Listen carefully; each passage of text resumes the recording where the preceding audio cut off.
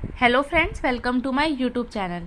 तो आज के इस वीडियो में हम बात करेंगे लियोनटिफ इनपुट आउटपुट मॉडल के बारे में। तो सबसे पहले ये मॉडल होता क्या है, हम उसके बारे में बात करते हैं। तो अगर हम बात करें किसी भी इकोनॉमी के बारे में, किसी भी इकोनॉमी के अंदर यहाँ पे मल्टीपल इंडस्ट्रीज़ होती है। जैसे कि आप बोल सकते हैं कि किसी भी इकोनॉमी के अंदर यहाँ पे पावर जनरेशन की होती है, इंडस्ट्री होती है एजुकेशन की, फार्मास्यूटिकल्स की होती है। तो इस टाइप की जो इंडस्ट्रीज़ है वहाँ पे अनगिनत यहाँ पे इंडस्ट्रीज़ देखने को मिलती है। तो हम यहाँ पे एग्जांपल लेते हैं कि इंडस्ट्री यहाँ पे किस चीज़ की है, पावर जनरेशन की। अब ये लोग क्या करते हैं, इनका काम क्या है, पावर को जनरेट करते हैं। दूसरी हमने ली है यहाँ पे एजुकेशन इंडस्ट्रीज़ है यहाँ पे। साथ में हमने लिया है फार्मा इंडस्ट्री। अब यहाँ पे हमने ली है 3 टाइप की इंडस्ट्रीज़। अब ये जो इंडस्ट्रीज़ है ना आपकी I1, I2 और I3, अब हम यहाँ पे बोलते हैं जैसे इसका क्या काम है, पावर जनरेशन का इसका काम है कि ये इलेक्ट्रिसिटी को प्रोड्यूस करता है। अब इसने प्रोड्यूस की इलेक्ट्रिसिटी। अब जो ये इसकी इलेक्ट्रिसिटी है वो कौन यूज़ करेगा? सबसे पहले ये जो कंपनी है पावर जनरेशन वाली, ये खुद भी यूज़ करेगी। इसका जो यहाँ पे आउटपुट निकल कर आया है वो खुद भी यूज़ करेगा। सेकेंड, जो इसकी इलेक्ट्रिसिटी है वो कौन यूज़ करेगा? एजुकेशन सेक्टर भी यूज़ करेगा। इसके बाद में जो इसकी इलेक्ट्रिसिटी है उसको फार्मा इंडस्ट्री भी यूज़ करेगी। अब ये जो इलेक्ट्रिसिटी है वो अदर इंडस्ट्रीज़ भी यहाँ पे यूज़ करेंगे। अदर इंडस्ट्रीज़ को हम बोलते हैं IN। तो ये लोग भी जो इसकी यहाँ पे इलेक्ट्रिसिटी आ रही है उसको सब लोग प्रोड्यूस करेंगे, यूज़ करेंगे। तो यहाँ पे ये बात बोली जाती है कि जो भी आपका पावर जनरेशन है, अब इसका जो भी काम है, जैसे ये इसका काम है इलेक्ट्रिसिटी को बनाना। अब ये इलेक्ट्रिसिटी बना रही है तो सबसे पहले इलेक्ट्रिसिटी बना रही है तो खुद भी उसका यूज़ कर रही है, दूसरे सेक्टर भी उसका यूज़ कर रहे हैं। साथ में इसका यूज़ कौन कर रहा है? गवर्नमेंट भी कर रहा है। तो अब इस इलेक्ट्रिसिटी का कौन कौन यूज़ कर रहा है? जैसे कि एजुकेशन सेक्टर भी कर रहा है, फार्मा सेक्टर भी कर रहा है। अब यहाँ पे जो हाउस होल्ड सेक्टर होते हैं वो भी इसका यहाँ पे यूज़ कर रहे हैं। जो गवर्नमेंट सेक्टर है वो भी इसका यूज़ कर रहे हैं। तो इस तरीके से हम यहाँ पे ये कह सकते हैं output of one industry is used by another industry as well as industry itself. तो इसका क्या मतलब है कि इसका मतलब ये जो पावर जनरेशन वाली कंपनीज है ना, इनका क्या काम है? इलेक्ट्रिसिटी को प्रोड्यूस करना। तो ये इसका क्या हुआ? आउटपुट। अब इस आउटपुट को अदर इंडस्ट्रीज भी यूज कर रही है और साथ में ये खुद भी अपने उसको आउटपुट को यूज कर रहा है। तो इसको हम यहाँ पे स्टेटमेंट की फॉर्म में लिखते हैं।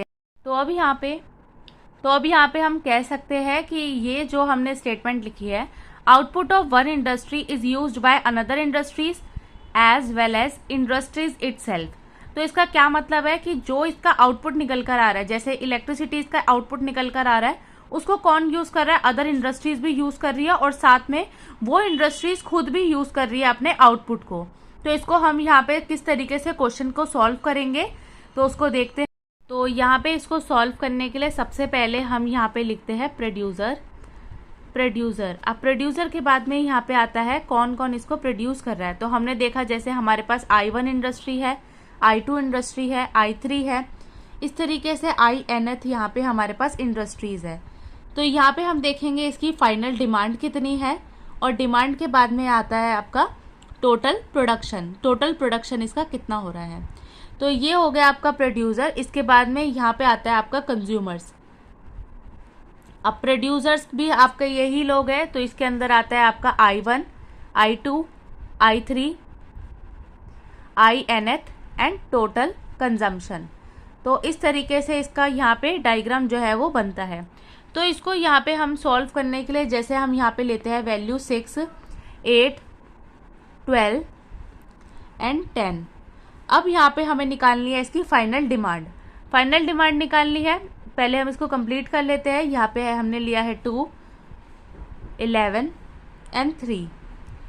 इसके बाद में यहाँ पे डिमांड इसकी गिवन थी 14 और 9। यहाँ पे आएगा आपका 2, 1, 2, 4, 2। INth के अंदर है 5, 3, 2, 1, 5। अब इसको सॉल्व करने के लिए यहाँ पे टोटल प्रोडक्शन आपका किस तरीके से निकलेगा? टोटल प्रोडक्शन निकालने के लिए जितनी भी आपकी इंडस्ट्रीज किसी भी सामान को प्रोड्यूस कर रही है ना, प्लस जो उसकी फाइनल डिमांड है, उन सभी का टोटल यहाँ पे लिखा जाता है। उसको हम बोलते हैं टोटल प्रोडक्शन।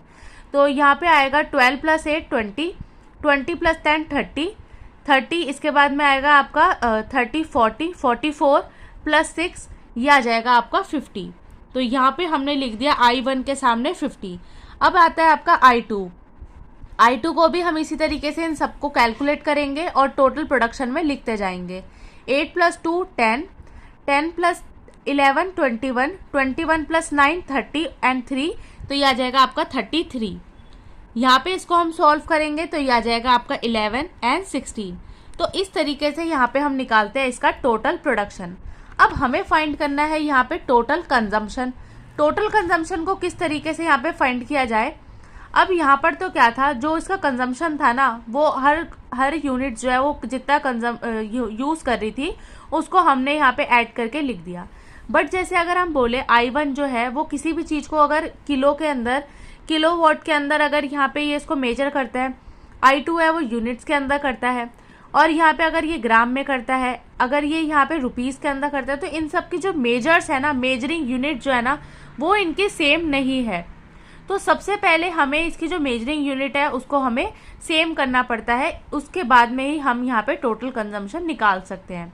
तो टोटल कंजम्पशन को इस तरीके से हम यहाँ पे कैलकुलेट नहीं कर सकते। तो इतना आई होप आपको समझ आया होगा। इसके बाद में हम यहाँ पे लेते हैं 2x2 का मॉडल। 2x2 का मॉडल यहाँ पे हम लेते हैं। यहाँ पे हमें गिवन है I1 I2 फाइनल डिमांड। इसके साथ में हम यहाँ पे निकालते हैं टोटल प्रोडक्शन, और यहाँ पे आएगा आपका I1 और I2। क्वेश्चन में गिवन है यहाँ पे 8 12 10 7 11 9। अब सबसे पहले टोटल प्रोडक्शन निकालने के लिए मैंने आपको अभी भी बताया है आपको क्या करना पड़ेगा, इन सभी का टोटल करके यहाँ पे लिखना है। 12 प्लस 8 20 और 30, यहाँ पे आ जाएगा इन सभी का टोटल 27। अब इसको यहाँ पे हमें निकालना है टोटल कंजम्पशन को। तो कंजम्पशन को हम किस तरीके से निकालेंगे, तो सबसे पहले हम देखते हैं total in output. Total output of I1 का टोटल आउटपुट कितना निकल कर आ रहा है 30। तो यहाँ पे आप लिख सकते हैं total output of I1 is 30, और सेकंड आ रहा है आपका total output of I2 is 27। अब हमें यहाँ पे निकालना है इनपुट आउटपुट के कोफिशिएंट। कोफिशिएंट निकालने के लिए हमें क्या करना पड़ेगा, तो यहाँ पे हमें फाइंड करना है input output coefficient. Input output coefficient को निकालने के लिए क्या होता है, to produce 1 unit of output how much unit of other industry required. तो यहाँ पे एक हमें कोफिशिएंट निकालने के लिए क्या बात बोली जाती है कि हमें ये देखना पड़ता है कि जितना भी आपका प्रोड्यूस हो रहा है ना एक आउटपुट को निकालने के लिए, तो उसको हमें ये देखना जाता है कि अदर इंडस्ट्रीज ने उनका कितना यहाँ पे आउटपुट जो है वो लिया है। तो उस तरीके से हम यहाँ पे फाइंड करेंगे। तो सबसे पहले हमें यहाँ पे क्वेश्चन में 8 यूनिट्स गिवन थी I1 की। I1 का यहाँ पे हमें 8 गिवन था, और इसके बाद में ये हमारा था इनपुट। अब हमें यहाँ पे निकालना था 30 आउटपुट के लिए।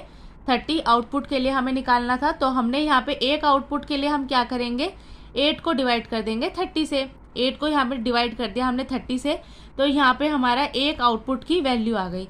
तो हमने यहाँ पे ये बात लिखी है, एक आउटपुट निकालने के लिए हमें क्या करना पड़ेगा, हम इसके अंदर ये देखेंगे कि बाकी इंडस्ट्रीज ने यहाँ पे कितना उसके यूनिट्स दी है, तब जाके आपका जो आउटपुट है वो निकल कर आया है। तो इतना आपको शायद समझ आया होगा। I1 निकालने के लिए हमने क्या किया है, 8 को डिवाइड किया है 30 से। इसके बाद में हमने यहाँ पे 7 को डिवाइड करेंगे 30 से, क्योंकि I1 और I2 का यहाँ पे सबसे पहले निकालते हैं हम I के साथ में।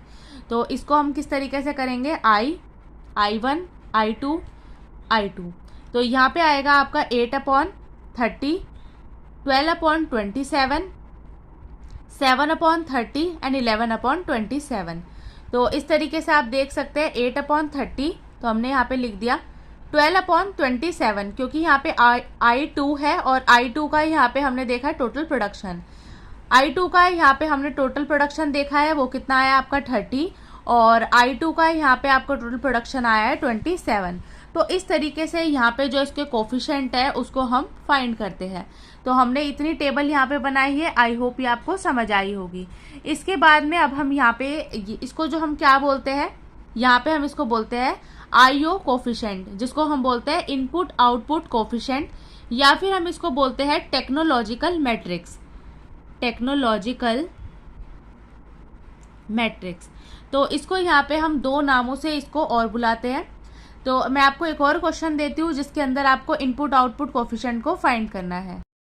तो यहाँ पे हमने एक और एग्जाम्पल लिया है, इसके अंदर आपको I1 I2 दो इंडस्ट्रीज गिवन है, साथ में फाइनल डिमांड भी है, और यहाँ पे आपसे आउटपुट पूछ रहा है।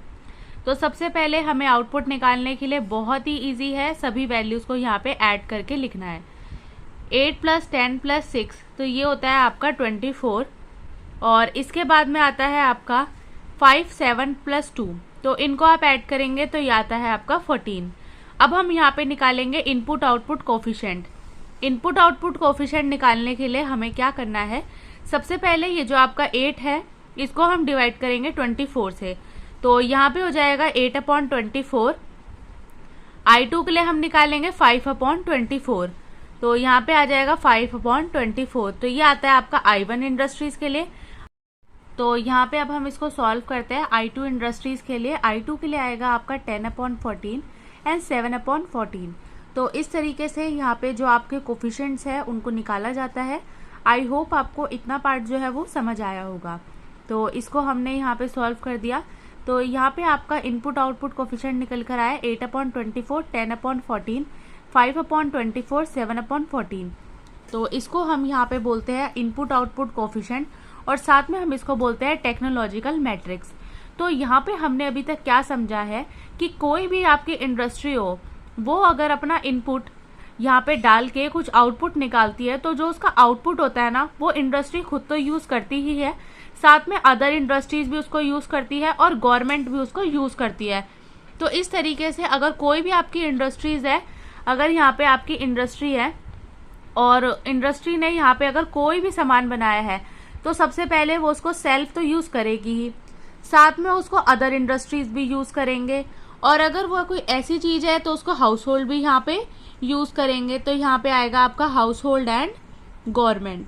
तो यहाँ पे हमने इतना समझा है कि अगर कोई भी इंडस्ट्री है, अगर वो कुछ भी सामान को बनाती है, कुछ भी आउटपुट वो क्रिएट करती है, तो वो खुद भी यूज करती है, अदर इंडस्ट्रीज भी यूज करती है, हाउस होल्ड और गवर्नमेंट सभी लोग इसको यूज करते हैं। तो यहाँ पे जो उसका सेल्फ और अदर इनपुट होता है उसको हम बोलते हैं इंटरनल कंजम्पशन। इंटरनल मतलब जो उसकी खुद के लिए ही यहाँ पे यूज हो रहा है। और अगर हम हाउस होल्ड और गवर्नमेंट की बात करें तो उसको हम बोलते हैं फाइनल डिमांड। तो ये आता है आपका डिमांड वाले पार्ट के अंदर। तो यहाँ पे इसको हमारा निकालने का फॉर्मूला होता है, इंटरनल कंजम्पशन को हम बोलते हैं IC प्लस FD आएगा आपका मतलब फाइनल डिमांड। इसको हम जब भी निकालेंगे तो इससे आपको क्या मिलेगा, टोटल आउटपुट प्रोड्यूस। तो इतना यहाँ पे हमने कितना आउटपुट यहाँ पे प्रोड्यूस किया है किसी भी इंडस्ट्री ने, तो वो आपका निकलेगा sale plus industry plus household and government, internal consumption final demand. तो इस तरीके से हमारा यहाँ पे निकलता है आउटपुट प्रोड्यूस। तो इसको निकालने का यहाँ पे हमारा फॉर्मूला होता है AX + D = X। अब यहाँ पे जो आपका X है ना, ये हम लेट करते हैं the total output produce BX। तो हमारा जो आउटपुट प्रोड्यूस है ना, इसको हमने X बोल दिया। इसके बाद में हमारा IC मतलब जो हमारा इंटरनल कंजम्पशन है उसको हमने AX बोल दिया, और फाइनल डिमांड को हमने बोला है D। तो इस तरीके से आपका यहाँ पे ये फॉर्मूला जो है वो देखने को मिलेगा। तो लियोनटिफ मॉडल का फॉर्मूला निकल के आता है AX + D = X।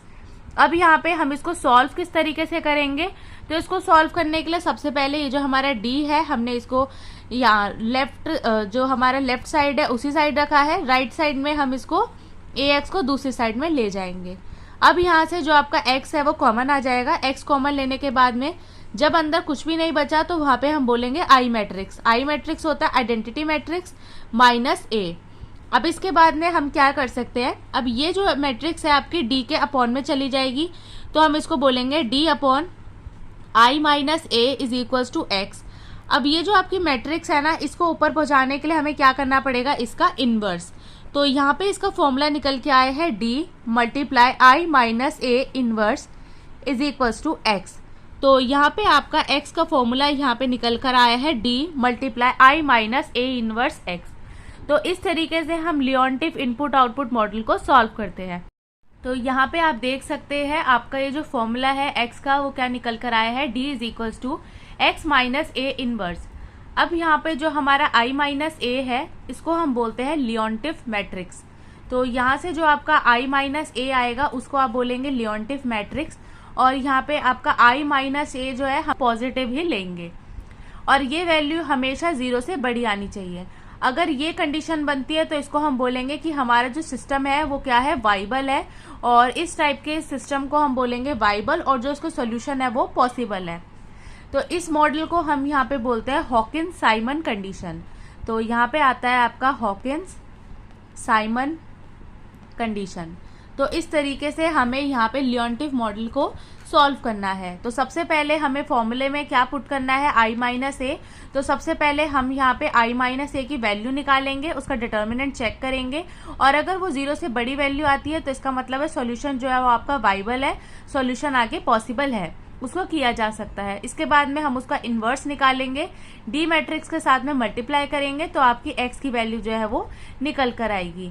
तो इसका अब हम करते हैं एक एग्जाम्पल। तो हमने यहाँ पे बुक का एग्जाम्पल लिया है जिसके अंदर हमें इंडस्ट्रीज गिवन है I1 और I2। इनपुट हमें यहाँ पे दिया है 16, 20, फाइनल डिमांड है 4, सेकेंड इंडस्ट्री का है 8, 40 एंड 32। इसके बाद में हमें फाइनल डिमांड गिवन है 18 और 44। तो सबसे पहले हम यहाँ पे फाइंड करेंगे टोटल प्रोडक्शन। टोटल प्रोडक्शन निकालने के बाद में हम यहाँ पे निकालेंगे इनपुट आउटपुट के कोफिशिएंट। तो इन सभी का जब हम टोटल कर देते हैं तो हमारा टोटल प्रोडक्शन निकल कर आता है 16 + 4 दैट इज 20, 20 + 20 40। इसके बाद में है 32 + 8 40, 40 + 40 दैट इज 80। तो यहाँ पे हमारा टोटल प्रोडक्शन निकल कर आ चुका है। अब हम यहाँ पे निकालते हैं input output coefficient. Input output coefficient निकालने के लिए हमने यहाँ पे लास्ट वीडियो में भी देखा था I, I2, I1, I2। अब ये है आपकी ए मैट्रिक्स। अब इसको हम यहाँ पे सॉल्व करते हैं। तो सबसे पहले आएगा आपका 16/40, 20/80 एंड 40/80। यहाँ पे भी आपका 80 है। तो ये हो जाएगा आपका 16/40 एंड 20/80, 8/40 एंड 40/80। तो इस तरीके से हमने इसको लिख दिया है। तो ये हमारे आईओ कोफिशिएंट आ गए हैं। इसको सबसे पहले यहाँ पे हम डेसिमल में इसको सॉल्व कर लेते हैं। तो यहाँ पे हो जाएगा आपका 0.4, इसको सॉल्व करेंगे 0 से 0 कट जाएगा, 1/4, तो ये आ जाएगा 0.25। इसके बाद में आ जाएगा यहाँ पे 8 है तो ये हो जाएगा आपका 0.2, यहाँ पे आ जाएगा आपका 0.5। तो ये आ गया आपका ए हमने यहाँ पे सॉल्व कर लिया। इसके बाद में हम यहाँ पे निकालते हैं I minus A inverse D is equals to X. तो ये हमारा होता है फॉर्मूला। तो इसके लिए सबसे पहले हमें क्या निकालना पड़ेगा, I माइनस ए। I क्या होता है, I होता है आइडेंटिटी मैट्रिक्स 1 0 0 1 माइनस ए क्या है आपका 0.4, 0.25, 0.2, 0.5। अब इसको यहाँ पे हम माइनस करके लिख देते हैं। 1 में से 4 को माइनस करेंगे तो ये आ जाएगा आपका 0.6।